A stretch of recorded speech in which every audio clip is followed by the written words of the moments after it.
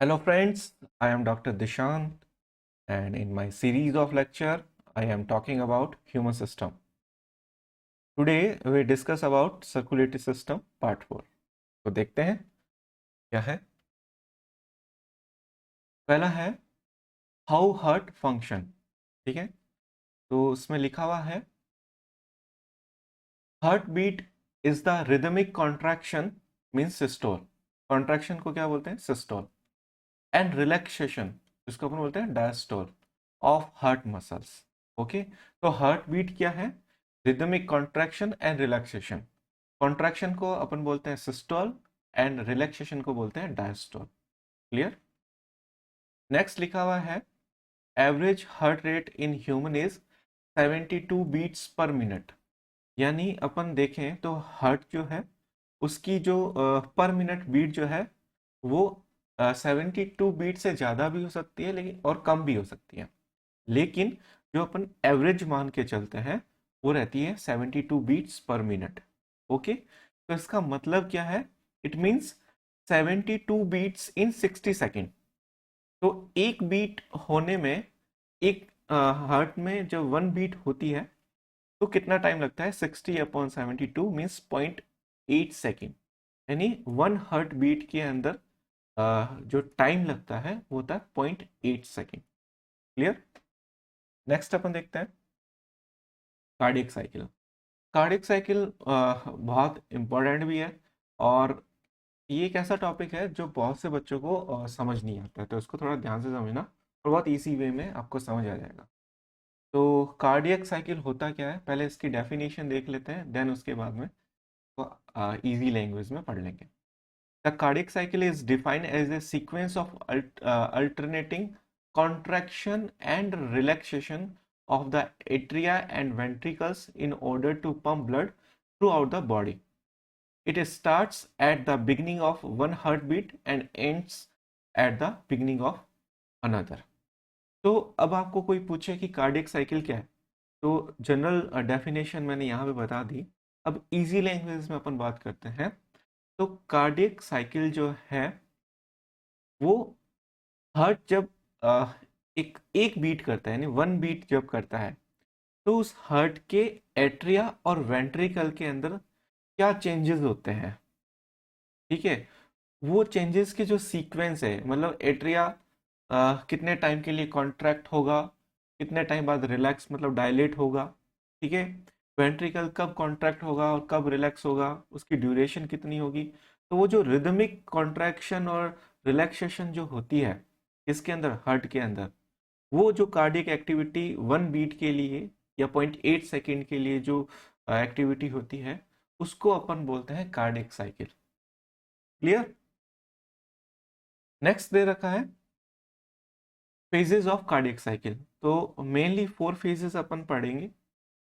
Late common diastole, second है arterial systole, third है ventricular systole और फोर्थ है अर्ली कॉमन डायस्टोल। तो इसको अब अपन एक ग्राफिकल रिप्रेजेंटेशन से समझेंगे और बहुत इजीली आपको समझ आएगा। नेक्स्ट दे रखा है कार्डियक साइकिल ग्राफ। अब ये कार्डियक साइकिल ग्राफ जो है वो क्या है और इसकी फेजेस कौन कौन सी है वो अपन देखते हैं। मैंने फेजेस यहाँ पे ऑलरेडी बता दिया है, late common diastole, atrial systole, ventricular systole and early common diastole. तो ये जो आपको डायग्राम देखने को मिल रहा है ये कार्डियक साइकिल का ग्राफ है और ये एक सर्कुलर रिप्रेजेंटेशन है कार्डियक साइकिल की एक्टिविटी का। ठीक है, अपने को पता है कि टोटल जो कार्डियक साइकिल जो होता है वो 0.8 सेकेंड का होता है ना, यानी 0.8 सेकेंड के अंदर 1 बीट परफॉर्म होती है। क्लियर? अब इस 1 बीट के अंदर एट्रिया और वेंट्रिकल इन दोनों में किस तरीके से कॉन्ट्रैक्शन होता है और किस तरीके से रिलैक्सेशन होता है। वेंट्रिकल में वैसे ही कॉन्ट्रैक्शन और रिलैक्सेशन किस तरीके से होता है, वो जो रिप्रेजेंटेशन है वो इस कार्डियक ग्राफ से अपन समझ सकते हैं। तो ढंग से समझना, अपन इस 0.8 सेकेंड को इस ग्राफ के 4 भागों के अंदर डिवाइड कर देते हैं। ठीक है, ये पहला भाग, फिर ये दूसरा भाग, ये तीसरा भाग और ये चौथा भाग। क्लियर? तो हर एक 1/4 एरिया के अंदर 0.2 सेकेंड आ जाएगा। ठीक है, तो वन पार्ट में भी 0.2 सेकेंड, यहाँ पे भी 0.2 सेकेंड, यहाँ पे भी 0.2 सेकेंड और यहाँ पे भी 0.2 सेकेंड। अब फर्दर इन 1/4 पोर्शन को अपन हाफ में डिवाइड कर देंगे, तो ईच हाफ में 0.1 second, 0.1 second, 0.1 second, 0.1 second, 0.1 second, इस तरीके से ये इक्वली पोर्शन में डिवाइड हो जाएगा। यानी टोटल ये जो ग्राफ है वो 0.1 0.1 0.1 के हिसाब से अपन ने डिवाइड कर लिया। ओके, तो टोटल 0.8 सेकेंड को अपन ने 0.1 सेकेंड के हिसाब से 8 पोर्शन के अंदर डिवाइड कर लिया। क्लियर? अब अंदर का जो ग्राफ है, अंदर वाला जो एरिया है ग्राफ का, ठीक है, वो वेंट्रिकल को रिप्रेजेंट करेगा, और बाहर वाला जो एरिया है, ठीक है ना, ये बाहर का जो आपको दिखाई दे रहा है सर्कल, बाहर का जो सर्कल है या रिंग लाइक जो है, वो आपको वो एट्रियल एक्टिविटी को रिप्रेजेंट करेगा। क्लियर? देन उसके बाद में जो रेड जोन है वो सिस्टोल को रिप्रेजेंट करेगा, और ब्लू जोन है वो डायस्टोल को रिप्रेजेंट करेगा। अच्छा, एक चीज आपको दिमाग में बैठा लेना है, कि सिस्टोल मीन्स क्या होता है? सिस्टोल मीन्स क्या होता है? Contraction. Systole means contraction. Clear? और डायस्टोल जो होता है, डायस्टोल मीन्स होता है रिलैक्सेशन।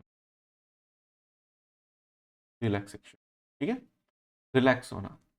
तो अब अपन देखते हैं कि कितने टाइम के लिए एट्रिया कॉन्ट्रैक्ट होता है और कितने टाइम के लिए एट्रिया रिलैक्स होता है, और कितने टाइम के लिए वेंट्रिकल कॉन्ट्रैक्ट होता है, कितने टाइम के लिए वेंट्रिकल रिलैक्स होता है। तो वही चीज़ जो है वो अपने हार्ट में रिफ्लेक्ट होती है। तो अपन स्टार्ट करते हैं इस पॉइंट से यहाँ से, फिर इन फेजेस को अपन देखेंगे। तो इस पॉइंट से अपन देखते हैं, तो यहाँ पे बाहर का जब अपन सर्कल रीड करेंगे, सबसे पहले बाहर का सर्कल रीड करते हैं, तो अपन देखते हैं कि ये जो रेड जोन बना हुआ है यहाँ से लेकर के यहाँ तक का, उसमें लिखा हुआ है एट्रियल सिस्टोल, और वो है 0.1 सेकेंड के लिए। देखो यहाँ 0.1 सेकेंड दिया हुआ है ना। तो बाहर का रेड जोन जो है वो सिस्टोल को रिप्रेजेंट करता है, और बाहर का एट्रिया को रिप्रेजेंट करता है। तो टोटल यहाँ पे जो एट्रियल सिस्टोल मतलब एट्रियल कॉन्ट्रैक्शन हो रहा है वो 0.1 सेकेंड के लिए हो रहा है। क्लियर? देन उसके बाद में टोटल 0.7 सेकेंड के लिए, देखो ये 0.1 0.1 0.1 0.1 0.1 0.1 इन सब यहाँ तक वापस उसी स्टार तक आने के लिए जो वापस टाइम लगेगा वो 0.7 सेकेंड लगेगा। और 0.7 सेकेंड तक एट्रिया क्या होता रहता है? डायस्टोल होता रहता है। तो एट्रियल कॉन्ट्रैक्शन यानी सिस्टोल कितने सेकंड के लिए होगा? 0.1 सेकेंड के लिए। और एट्रियल डायस्टोल यानी एट्रिया का रिलैक्सेशन जो होगा वो 0.7 सेकेंड के लिए। यानी अपन बात करें, जो अपने हार्ट के एट्रिया होंगे दोनों, वो 0.1 सेकेंड में कॉन्ट्रैक्ट हो जाएंगे, ठीक है, लेकिन वो रिलैक्स 0.7 सेकेंड तक होते रहेंगे। ओके, अब अपन बात करते हैं वेंट्रिकल की। तो वेंट्रिकल जो है वो इनर सर्कल वेंट्रिकल की एक्टिविटी को रिप्रेजेंट कर रहा है। तो देखते हैं अपन वेंट्रिकल को, अपन यहां से देखते हैं इस स्टार पॉइंट से, यहां से यहां लगा देता हूं स्टार। क्लियर? यहाँ पे 0.3 सेकेंड के लिए वेंट्रिकुलर सिस्टोल हो रहा है, 0.3 सेकेंड के लिए। ओके, और रिमेनिंग यहां से लेकर के यहां तक वापस, ठीक है ना, 0.5 सेकेंड के लिए वेंट्रिकुलर डायस्टोल हो रहा है। तो यहाँ पे वेंट्रिकुलर सिस्टोल 0.3 सेकेंड के लिए, मतलब वेंट्रिकल का कॉन्ट्रैक्शन 0.3 सेकेंड के लिए होगा। फिर उसके बाद में वो 0.3 सेकेंड निकल जाएंगे, तो 0.5 सेकेंड तक वेंट्रिकल डायलेट होता रहेगा। ओके, उसका रिलैक्सेशन होता रहेगा। तो ये अपने एट्रिया और वेंट्रिकल के कॉन्ट्रैक्शन और उनके रिलैक्सेशन का टाइम देख लिया। अब इनकी रिदम थोड़ा बहुत देखना शुरू करते हैं। क्लियर? थोड़ा सा इस ग्राफ को आप कोरिलेट करोगे तो आपको पता चल जाएगा। सबसे पहले अपन यहाँ पे बात करते हैं एट्रियल सिस्टोल की।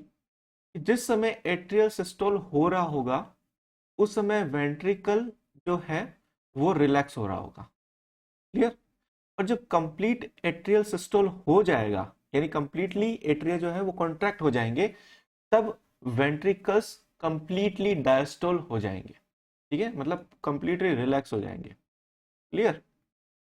देन उसके बाद में यहां पे बात करते हैं, यहां से जब एट्रिया कंप्लीट कॉन्ट्रैक्ट होने के बाद में रिलैक्स होना शुरू होगा, तब उसी समय वेंट्रिकल कॉन्ट्रैक्ट होना शुरू हो जाएंगे और 0.3 सेकंड तक क्या होगा, वेंट्रिकल कॉन्ट्रैक्ट होते रहेंगे, मतलब सिस्टोल होता रहेगा। और उस दौरान उस 0.3 सेकंड के अंदर ये वाला जो एरिया है जो डायस्टोल हो रहा है उसके अंदर एट्रिया डायस्टोल होगा। देन उसके बाद में एक ऐसी फेज आएगी जिसके अंदर एट्रिया और वेंट्रिकल दोनों क्या होंगे, दोनों क्या होंगे, कॉमनली डायस्टोल होंगे, कॉमनली डायस्टोल होंगे। ओके, तो वो यहां तक होगा, इस एरिया तक होगा।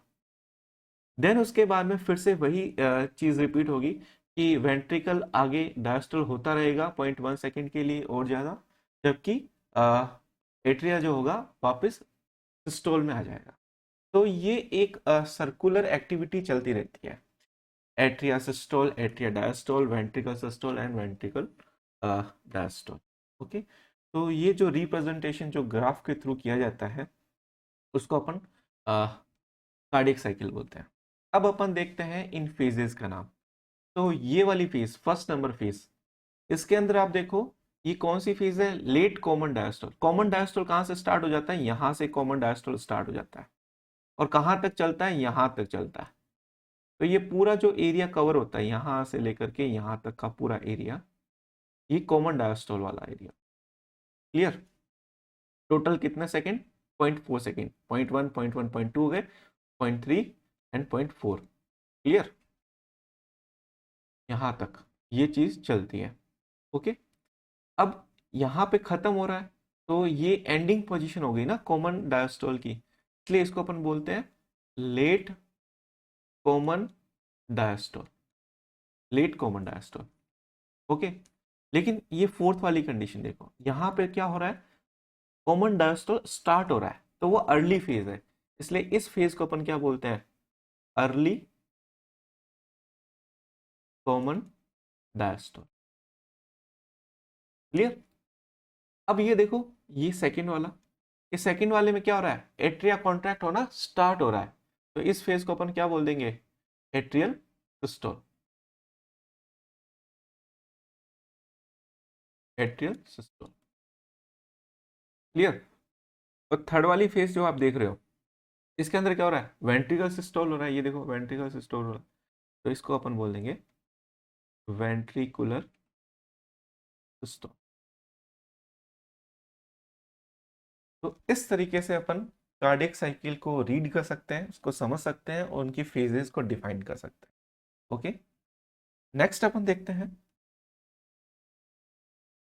कार्डियक साइकिल जो है उसकी हार्ट पे कैसी मतलब हार्ट के, कार्डियक साइकिल को हार्ट के साथ अपन कैसे को रिलेट कर सकते हैं वो यहाँ पे अपन समझ सकते हैं। और ये ऐसा डायग्राम है जो आपको कहीं पे भी नहीं मिलेगा, उसको ढंग से समझना बहुत इजी है और बहुत सिंपल है। तो आप कार्डियक साइकिल को को रिलेट करते जाना इन फेजेस के साथ में, इन 4 फेजेस के अंदर क्या क्या होता है हार्ट के अंदर, तो हार्ट की कैसे रिदमिक बीट होती है वो देखते हैं। तो सबसे पहली जो फेज आती है वो आती है लेट कॉमन डायस्टोल। तो लेट कॉमन डायस्टोल के अंदर क्या क्या देखने को मिलता है, लेट कॉमन डायस्टोल वाली कंडीशन है वो यहाँ है ग्राफ में देखो। ठीक है, तो इस दौरान क्या होगा, एट्रिया और वेंट्रिकल दोनों क्या होंगे, डायस्टोल हो रहे होंगे। एट्रिया लगभग डायस्टोल हो चुका होगा लेकिन वेंट्रिकल डायस्टोल हो रहा होगा। ठीक है ना, कंटिन्यू में रहेगा 0.1 सेकेंड और। तो यहाँ पे आप देख पा रहे हो ये जो नॉर्मल लाइन जो आपको दिख रही है वो एक नॉर्मल हार्ट की शेप को डिनोट कर रही है, जबकि ये जो डॉटेड डॉटेड लाइन आपको देखने को मिल रही है वो डॉटेड डॉटेड लाइन जो है वो जो पोजीशन चेंज करता है कॉन्ट्रैक्शन रिलैक्सेशन उसको रिप्रेजेंट कर रही है। एरो की डायरेक्शन बता रही है कि वो आउटवर्ड जा रहा है या इनवर्ड आ रहा है।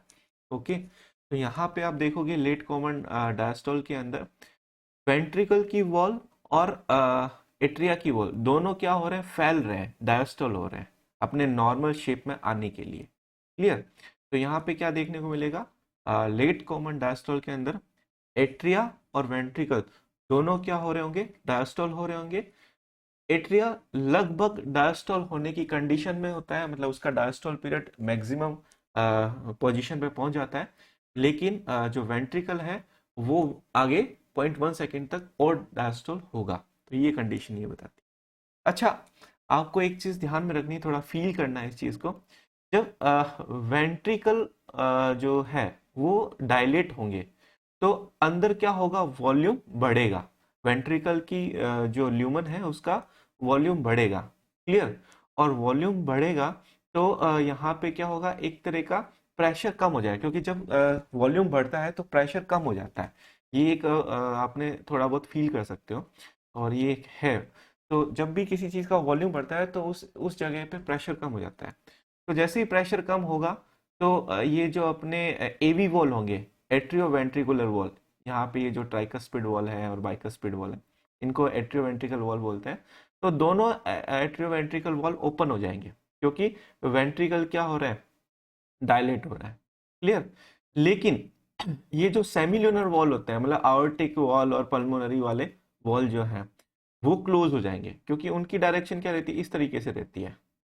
तो जब ये फैलेगा, ये पोर्शन फैलेंगे, ठीक है ना, ये पोर्शन फैलेंगे तो यहाँ वॉल्यूम बढ़ेगा तो प्रेशर कम होगा। तो प्रेशर कम होने की वजह से यहाँ पे इस तरीके से ब्लड मूव होगा, और ऐसे ब्लड मूव होगा तो ये जो सेप्टा है वो क्लोज हो जाएंगे। तो इस केस के अंदर एसएलवी क्लोज हो जाते हैं, लेकिन ये वाले जो सेप्टा है, जो एवी सेप्टा जिसको बोलते हैं, एवी वॉल जो बोलते हैं, वो ओपन हो जाते हैं। तो एवी वॉल ओपन हो जाते हैं और एसएलवी जो है वो क्लोज हो जाता है, लेट कॉमन डायस्टोल। अब अपन दूसरी फेज चलते हैं। दूसरी फेज एट्रियल सिस्टोल, बहुत सिंपल है ये वाली फेज, एट्रियल सिस्टोल। तो इस केस के अंदर क्या होगा, एट्रिया तो कॉन्ट्रैक्ट होगा 0.1 सेकेंड के लिए, लेकिन उसी दौरान जो अपना वेंट्रिकल है वो 0.1 सेकेंड तक और डायस्टोल होगा। तो यहाँ पे आप देख रहे हो जो डॉटेड लाइन है वो इनवर्ट शो कर रही है, यानी वो कॉन्ट्रैक्ट मतलब पूरा डायलेट होके अब कॉन्ट्रैक्शन स्टार्ट हो गया है। ठीक है, यहाँ पे सिस्टोल होना स्टार्ट हो गया है। तो एट्रिया क्या होगा, सिस्टोल होगा, जबकि वेंट्रिकल अभी भी 0.1 सेकेंड के लिए क्या होगा, डायस्टोल होगा। तो यहाँ पे क्या होगा, एक ऐसी सिचुएशन बनेगी कि यहाँ पे यदि ब्लड होगा, यहाँ पे यदि ब्लड होगा तो उस पे एट्रिया की वजह से, एट्रिया की वॉल की वजह से प्रेशर पड़ेगा। ठीक है, और वेंट्रिकल फैल रहा है तो ऑलरेडी यहाँ पे वॉल्यूम क्या हो रहा है, इंक्रीज हो रहा है, तो प्रेशर कम हो रहा है। तो एट्रिया के अंदर प्रेशर हाई हो जाएगा और वेंट्रिकल के अंदर प्रेशर लो हो जाएगा, जिसकी वजह से जो एवी सेप्टा है वो ओपन रहेंगे और ब्लड जो होगा वो फोर्सफुली क्या आ जाएगा, नीचे आ जाएगा, किसके अंदर, वेंट्रिकल के अंदर। और यही सेम कंडीशन आपको ये लेफ्ट एट्रिया और वेंट्रिकल के अंदर देखने को मिलेगी। तो इस दौरान भी क्या होगा, एबी वॉल ओपन रहेंगे और एसएलवी क्या रहेगा, क्लोज रहेगा। क्लियर? थर्ड जो आता है, थर्ड वेंट्रिकुलर सिस्टोल। तो ये वाली फेज है, ये वाली यहाँ से लेकर के ये यहाँ तक की फेज की बात कर रहा हूँ। ठीक है, ये थर्ड वाली फेज। इसके अंदर आप देखो, एट्रिया की बात देख रहे हो तो एट्रिया डायस्टोल ही हो रहा होगा। तो इस केस में आप देख लो, एट्रिया क्या हो रहा है, डायस्टोल हो रहा है ना, बाहर की तरफ रिलैक्स हो रहा है। क्लियर? लेकिन वेंट्रिकल 0.3 सेकेंड के लिए क्या होगा, 0.3 सेकेंड के लिए कॉन्ट्रैक्ट होगा। तो यहाँ पे देखो एट्रिया का कॉन्ट्रैक्शन हो रहा है, इनवर्ड मूवमेंट हो रही है। क्लियर? तो ये किसको रिप्रेजेंट करेगा, अच्छा अब जो वेंट्रिकल है वो कॉन्ट्रैक्ट हो रहा है, मतलब उसका वॉल्यूम क्या हो रहा है, कम हो रहा है। वॉल्यूम कम हो रहा है तो प्रेशर क्या होगा, बढ़ेगा, और प्रेशर बढ़ेगा तो क्या होगा, इस आओर्टा पे क्या लगेगा, प्रेशर लगेगा, आओर्टा के वॉल पे क्या लगेगा, प्रेशर लगेगा, जिसकी वजह से एसएलवी ओपन हो जाएंगे। लेकिन अब क्या होगा, अब क्या होगा, जो एवी वॉल होंगे वो क्लोज हो जाएंगे। वो क्लोज क्यों होंगे, क्योंकि वॉल्यूम कम हो गया है, ठीक है, और प्रेशर बढ़ गया है। तो प्रेशर बढ़ने से इन वॉल पे इस तरीके से एक फोर्स लगता है, जिसकी वजह से ये फ्लैप्स, ये जो पलड़े होते हैं ट्राइकस्पिड और बाइकस्पिड वाले, वो क्लोज हो जाते हैं। तो यहाँ पे आपको ये चीज ध्यान में रखना है कि जब वेंट्रिकुलर सिस्टोल होता है तो उस केस में एसएलवी ओपन हो जाते हैं और एवी क्लोज होता है।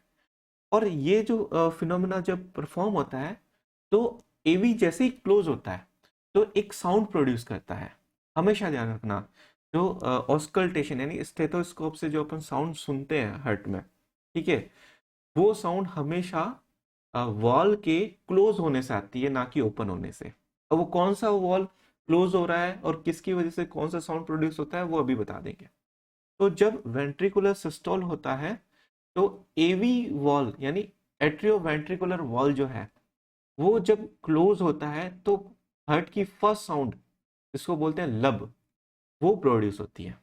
ठीक है, तो पहली हार्ट साउंड होती है लब, LUBB, लब, जो लो इंटेंसिटी की होती है लेकिन उसका ड्यूरेशन ज्यादा होता है। क्लियर। नेक्स्ट अपन बात करते हैं अर्ली कॉमन डायस्टोल की। तो अर्ली कॉमन डायस्टोल ये वाली फेज है, तो ये वो वाली फेज है जिसके अंदर एट्रिया और वेंट्रिकल दोनों क्या होंगे, रिलैक्स होंगे, डायलेट होंगे। क्लियर। तो यहाँ पे देखते हैं, तो जैसे ही एट्रिया और वेंट्रिकल दोनों डायलेट होंगे तो वही वॉल्यूम बढ़ जाएगा, प्रेशर कम हो जाएगा। ठीक है ना। और उस कंडीशन के अंदर क्या होगा, एवी वॉल जो होंगे वो क्लोज ही रहेंगे। ठीक है। और आगे की नेक्स्ट स्टेप में ओपन हो जाएंगे, लेकिन इस समय क्लोज रहेंगे। और उसके साथ में वेंट्रिकुलर वॉल्यूम बढ़ने की वजह से प्रेशर कम हो जाएगा और SLV पे फिर से क्या लगेगा, एक बैक प्रेशर लगेगा, जिसकी वजह से वो क्या हो जाएंगे, क्लोज हो जाएंगे। और SLV क्लोज होने की वजह से, ठीक है ना, SLV क्लोज होने की वजह से एक साउंड प्रोड्यूस होगा जिसको अपन बोलेंगे डब साउंड। तो क्या बोलेंगे, डब साउंड। हाँ, आगे चल करके ये जो सेप्टा है, ये वाले सेप्टा वो ओपन हो जाएंगे। ठीक है ना, ये सेप्टा ओपन हो जाएंगे। तो SLV क्लोज हो जाता है और AV ओपन होना स्टार्ट हो जाता है। क्लियर।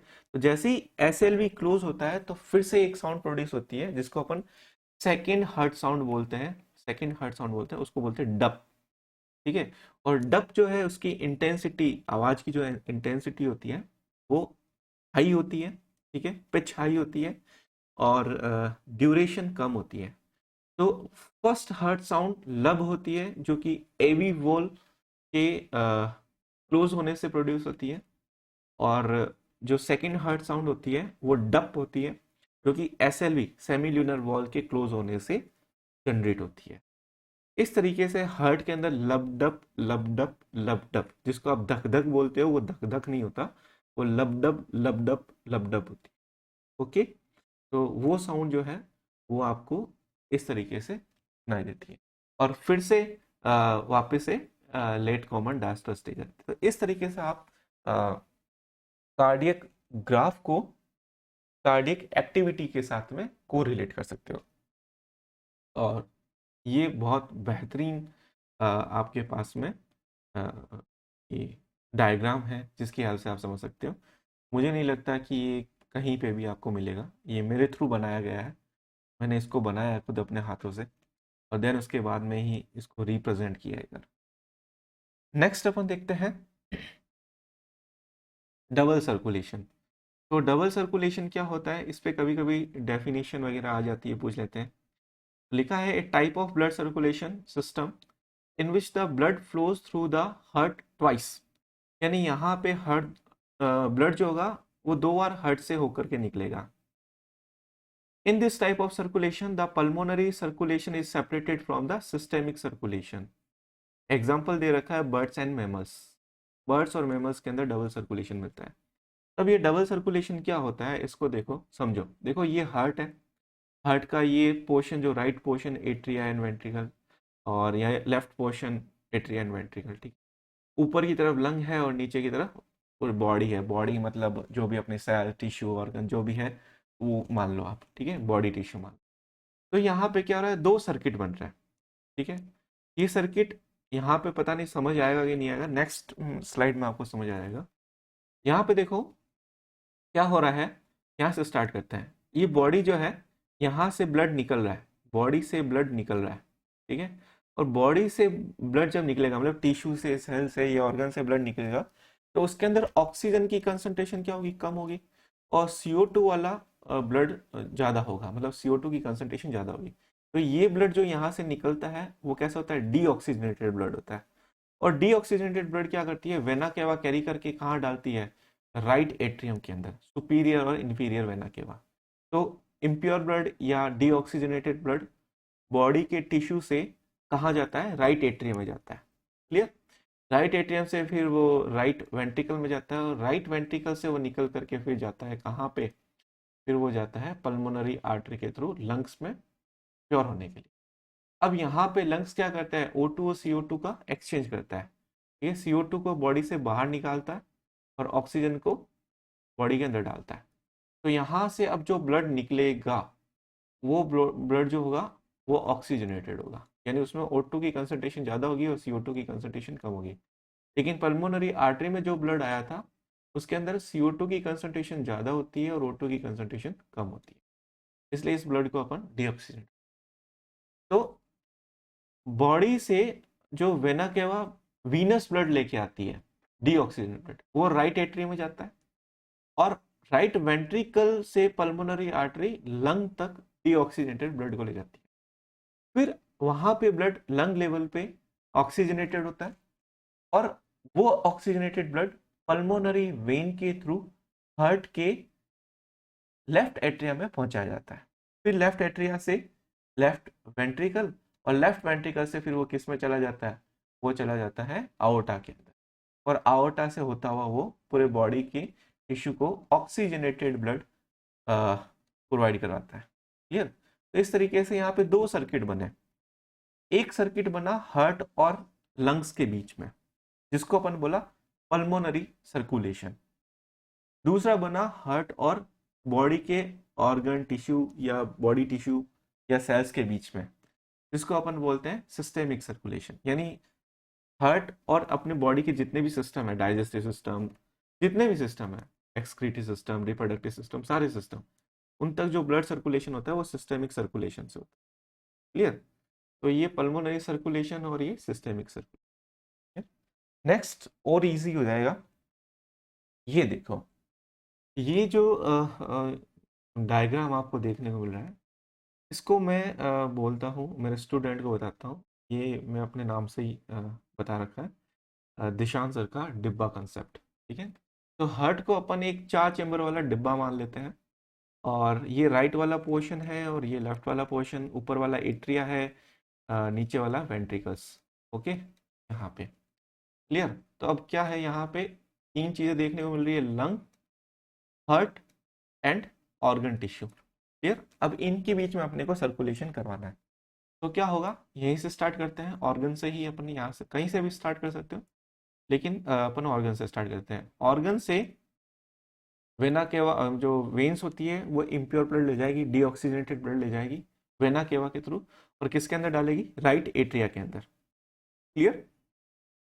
राइट एट्रिया से वो किस में जाएगा, राइट वेंट्रिकल में, और राइट वेंट्रिकल से निकल करके पल्मोनरी आर्टरी जो है डीऑक्सीजनेटेड ब्लड, डीऑक्सीजनेटेड ब्लड जो है वो लेके जाएगी लंग की तरफ। ठीक? अब एक नॉर्मल सी चीज आपने पढ़ी होगी कि आर्टरी जो होती है वो क्या करती है, प्योर ब्लड को, ऑक्सीजनेटेड ब्लड को लेके जाती है। लेकिन यहाँ तो क्या है, पल्मोनरी आर्टरी है, लेकिन फिर भी कौन सा ब्लड लेके जा रही है, डीऑक्सीजनेटेड ब्लड लेके जा रही है। तो ये क्या होता है, उस लाइन का एक्सेप्शन है। जब आपको कोई पूछे ना कि जनरली आर्टरी जो होती है वो ऑक्सीजनेटेड ब्लड ले जाती है, क्या ये हर केस में सही है, तो कहना नहीं, इसका एक एक्सेप्शन भी है, वो है पल्मोनरी आर्टरी। पल्मोनरी आर्टरी जो होती है वो हार्ट से इम्प्योर ब्लड या डीऑक्सीजनेटेड ब्लड को लंग तक ले जाती है। क्लियर। इसलिए अपन 100% करेक्ट आर्टरी और वेन की जो डेफिनेशन है वो ये मानते हैं कि जो हार्ट से ब्लड को दूर ले जाए उसको अपन आर्टरी बोलते हैं, और जो हार्ट की तरफ ब्लड लेके आए उसको अपन वेन बोलते हैं। उसका कोई एक्सेप्शन। क्लियर। तो यहाँ पे पल्मोनरी आर्टरी जो है वो लंग तक डीऑक्सीजनेटेड ब्लड को ले जाती है। यहाँ पे O2 CO2 का एक्सचेंज होता है। ठीक है, ब्लड के अंदर CO2 निकल जाती है, ब्लड से CO2 निकल जाती है और ऑक्सीजन एंटर कर जाती है। अब लंग से पल्मोनरी वेन के through oxygenated blood, oxygenated blood left atria के अंदर डाला जाता है। तो अब देखो यहाँ पे वेन दिया हुआ है, और वेन तो जनरली डीऑक्सीजनेटेड ब्लड ले जाता है, लेकिन वही बात है कि यहाँ पे क्या है, ये एक्सेप्शन है। क्लियर। तो यहाँ पे pulmonary vein oxygenated blood left atria में डालता है, फिर लेफ्ट एट्रिया से लेफ्ट वेंट्रिकल में जाता है और फिर लेफ्ट वेंट्रिकल इसको सिस्टेमिक आउटा के थ्रू पूरी बॉडी के अंदर, बॉडी के जितने भी सिस्टम है उन तक पहुंचाता है। क्लियर। तो ये ऑर्गन टिश्यू तक पहुंच जाता है। तो इस तरीके से अब यहाँ पे दो तरह के सर्कुलेशन बने। पहला सर्कुलेशन बना पल्मोनरी और दूसरा बना सिस्टेमिक। अब इन दोनों में डिफरेंस क्या है ये थोड़ा सा आप एक पॉइंट में समझ लो। देखो, पल्मोनरी सर्कुलेशन किस किस कंपोनेंट से मिलके बनता है, हार्ट और लंग। और हार्ट के भी कौन कौन से कंपोनेंट देखो, पल्मोनरी, ये क्वेश्चन आता है, ध्यान से समझना। पल्मोनरी सर्कुलेशन में हार्ट के कौन से कंपोनेंट यूज आते हैं? क्या बताओगे? राइट वेंट्रिकल, ठीक है, right ventricle, pulmonary artery, lung, ये ऑर्डर बता रहा हूं, लंग, फिर पल्मोनरी वेन और लेफ्ट एट्रियम या एट्रिया, ठीक है, ये एट्रियम या ऑरिकल, कुछ भी बोलो, ठीक है। तो ये हार्ट के कौन सा है? राइट वेंट्रिकल और लेफ्ट ऑरिकल, ये पल्मोनरी सर्कुलेशन में यूज आया।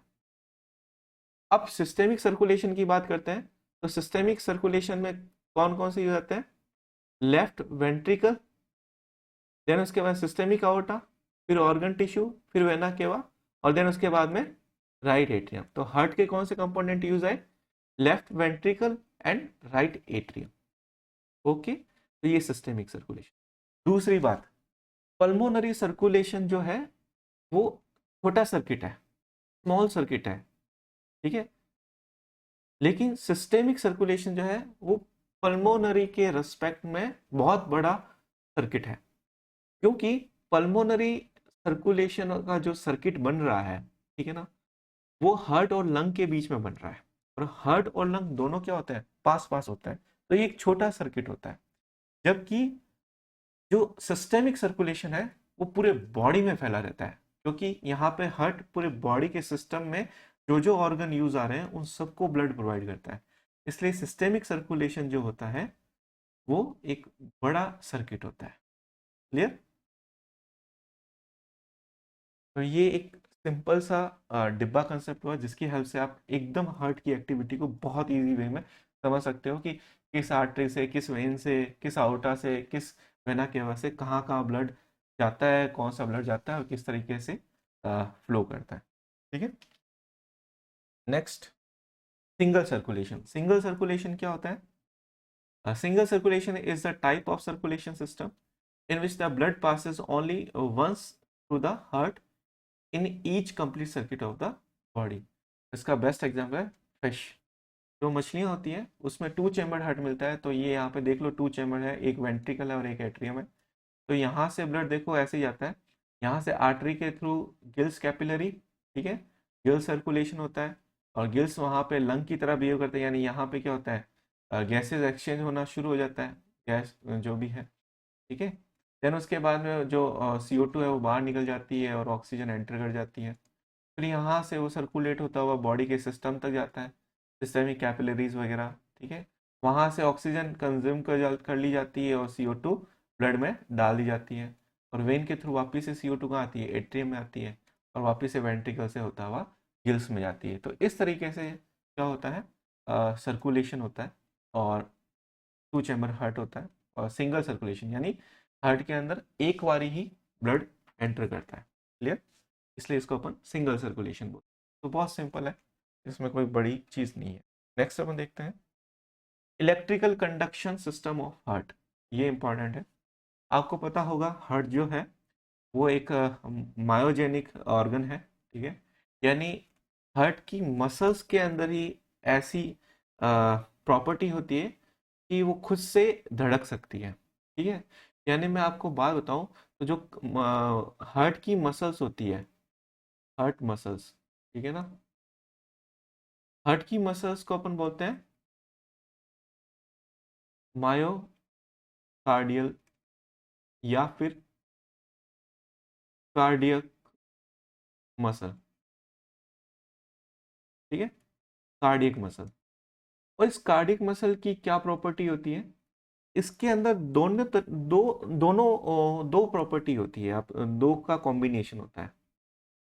जैसे स्केलेटन मसल्स होती है, ठीक है ना, स्केलेटन मसल जो होती है वो क्या कर सकती है? कॉन्ट्रैक्ट और रिलैक्स हो सकती है। और दूसरा अपन नर्व की बात करते हैं, तो नर्व की क्या प्रॉपर्टी होती है? कंडक्शन की प्रॉपर्टी होती है, वो किसी भी इलेक्ट्रिक इंपल्स को कंडक्ट कर सकता है। तो जो कार्डियक मसल्स होती है उसके जो मसल्स फाइबर होते हैं उनमें इन दोनों की प्रॉपर्टी होती है, यानी कार्डियक मसल के जो मसल फाइबर हैं उनमें नर्व की तरह कंडक्टिविटी भी मिलेगी, और स्केलेटन मसल्स की तरह कॉन्ट्रैक्शन और रिलैक्सेशन होने की पावर भी होगी।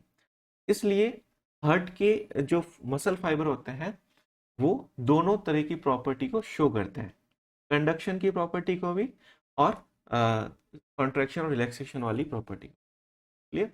इसलिए अपना हार्ट जो होता है वो मायोजेनिक होता है, खुद से धड़कता है। अब अपन ये देखें कि हार्ट के अंदर कुछ सेंटर ऐसे होते हैं जो हार्ट में कॉन्ट्रैक्शन और रिलैक्सेशन करवाते हैं। ठीक है, उन सेंटर को अपन क्या बोलते हैं? नोडल टिश्यू बोलते हैं। ठीक है, और मसल्स फाइबर।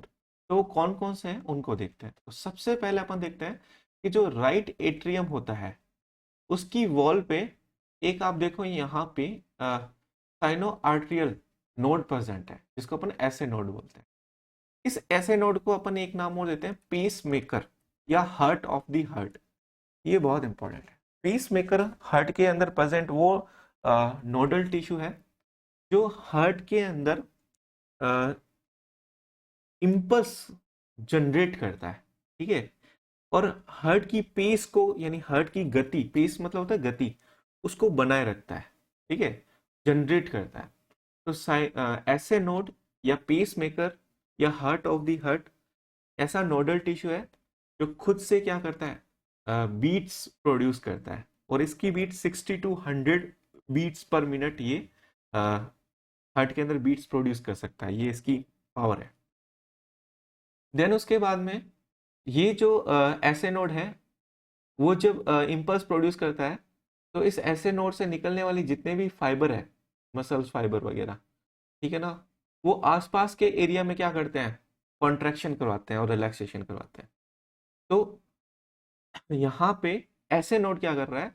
ऑरिकुलर रीजन में यहाँ पे कंडक्शन सिस्टम को रेगुलेट कर रहा है।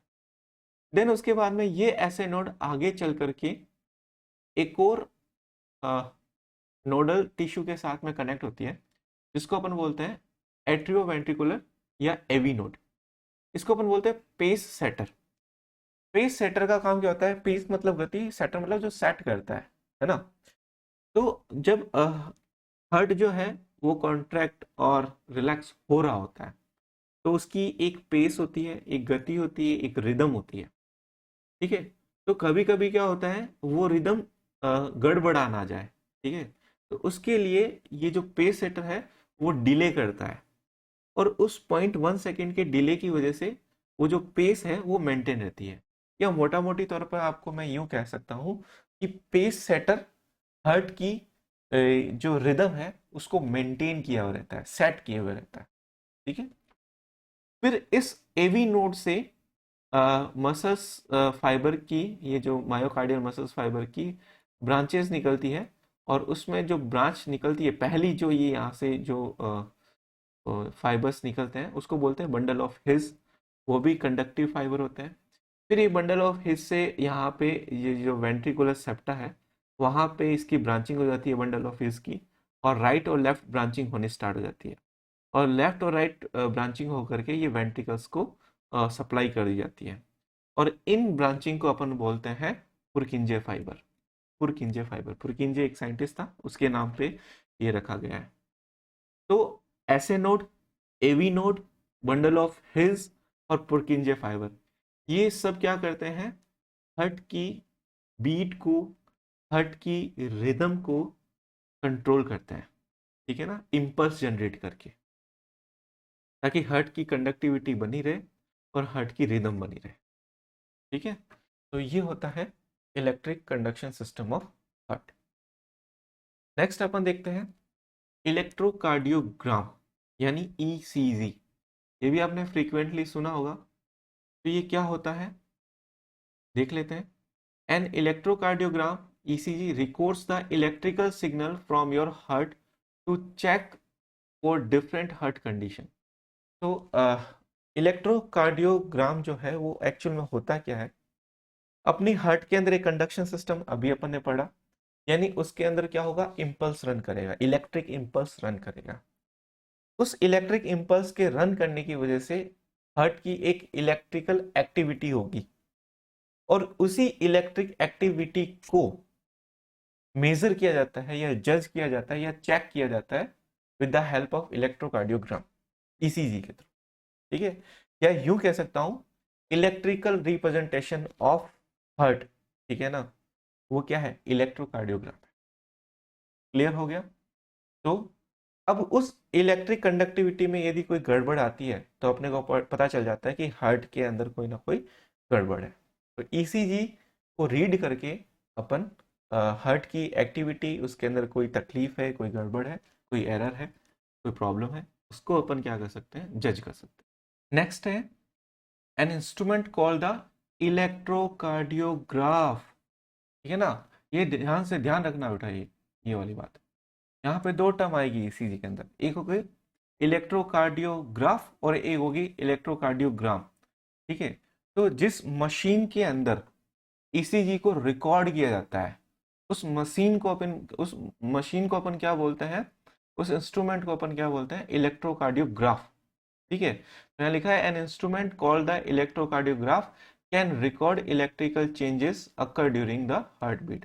तो ये जो मशीन आप देख रहे हो उसकी स्क्रीन पे ये जो आ रहा है, ठीक है ना, इस इंस्ट्रूमेंट, इस मशीन को अपन क्या बोलेंगे, इलेक्ट्रोकार्डियोग्राफ। नेक्स्ट लिखा है the graphical recording is called, जो ग्राफ आता है, ठीक है ना, जो रिकॉर्डिंग होती है, जो स्ट्रिप जिसपे प्रिंट होकर के आता है, ठीक है, उसको अपन बोलते हैं इलेक्ट्रोकार्डियोग्राम। तो ग्राफ और ग्राम में ध्यान रखना। तो ये स्ट्रिप जो है वो क्या है, ग्राम है, और ये जो मशीन है वो क्या है, ग्राफ है। क्लियर? तो ये चीज आपको ध्यान में रखना। तो ये कार्डियक साइकिल, देन उसके बाद में double circulation and single circulation, heart conductive system and electrocardiogram. This is all about of heart and cardiac cycle वगैरह वगैरह। Thank you so much.